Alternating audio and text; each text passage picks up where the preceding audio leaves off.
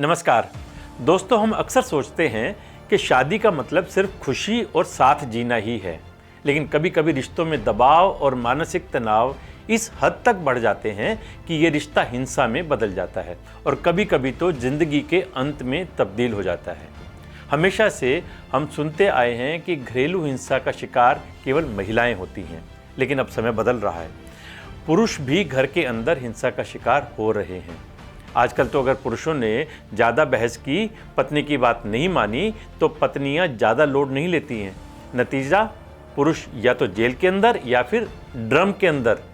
आपको याद आ गया होगा मैंने ड्रम का जिक्र क्यों किया है। हाल ही में मेरठ में सौरभ हत्याकांड में हर किसी को झकझोर कर रख दिया था, जिसमें मेरठ में रहने वाली एक मुस्कान नाम की लड़की ने विदेश से लौटे अपने पति को बॉयफ्रेंड के साथ मिलकर जान से मार दिया और फिर उसके 15 टुकड़े किए और एक ड्रम में डाल दिया और ऊपर से सीमेंट डालकर फ्रीज कर दिया। इतना ही नहीं, इसके बाद वो अपने बॉयफ्रेंड के साथ कुल्लू, मनाली, शिमला घूमने चली गई। फिलहाल दोनों को गिरफ्तार कर जेल भेज दिया गया है। लेकिन दोस्तों, ये कोई एक मामला नहीं है। एक दूसरा मामला तो आपको और भी ज़्यादा हैरान कर देगा। यूपी के औरैया में शादी के 15 दिन बाद ही पत्नी ने पति को मरवा दिया, क्योंकि पत्नी किसी और से प्यार करती थी। सोचिए, वो तो शादी के बाद अपने साथ जहर की शीशी लाई थी। पहली ही रात उसने दूध में जहर डाल दिया था, लेकिन अपने इरादों में कामयाब नहीं हुई। फिर उसने और उसके बॉयफ्रेंड ने मिलकर एक शूटर को शगुन के पैसों में से, शगुन जो उसको हैप्पी मैरिड लाइफ के लिए मिले हुए थे, उसमें से 2 लाख रुपए दिए और पति को गोली मरवा दी। अभी उस पत्नी की हाथों की मेहंदी भी नहीं उतरी थी। घर की रौनक 15 दिन में मातम में बदल गई और घर का चिराग बुझ गया। एक और मामला सुनिए। ये मामला है मुजफ्फरनगर का। यहाँ पर एक पत्नी ने कॉफ़ी में अपने पति अनुज को जहर मिलाकर दिया। समय रहते परिवार वाले अनुज को लेकर हॉस्पिटल गए। वहाँ उसका इलाज चल रहा है। फिलहाल उसकी हालत स्थिर बताई गई है।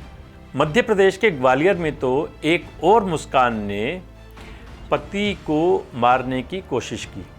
बॉयफ्रेंड के साथ मिलकर कार से पति को टक्कर मार दी और 20 मीटर तक कार से घसीटा। गनीमत रही कि वो बच गया।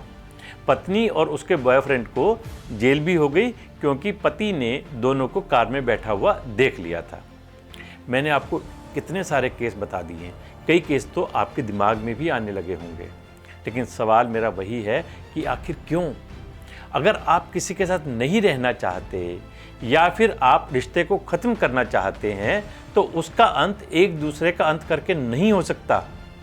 रिश्ते का अंत भी तो किया जा सकता है, क्योंकि गुनाह चाहे पति करे या पत्नी, गुनाह तो गुनाह ही होता है। समाज में बढ़ती हिंसा और अत्याचार की घटनाएं चिंता का विषय बन चुकी हैं। इसका समाधान सिर्फ कानूनी कदमों से नहीं, बल्कि समाज की सामूहिक जिम्मेदारी से ही संभव हो सकता है। जागरूकता फैलाना, हिंसा के खिलाफ मजबूत कानून बनाना और पीड़ितों को मानसिक और शारीरिक सहायता प्रदान करना बेहद ज़रूरी है। वैसे कहते हैं, love is blind and everything is fair in love and वार। लेकिन सीमाएं तो हर चीज़ की होती है ना।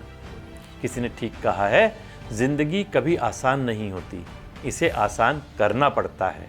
कुछ को नज़रअंदाज करके, कुछ को बर्दाश्त करके। नमस्कार।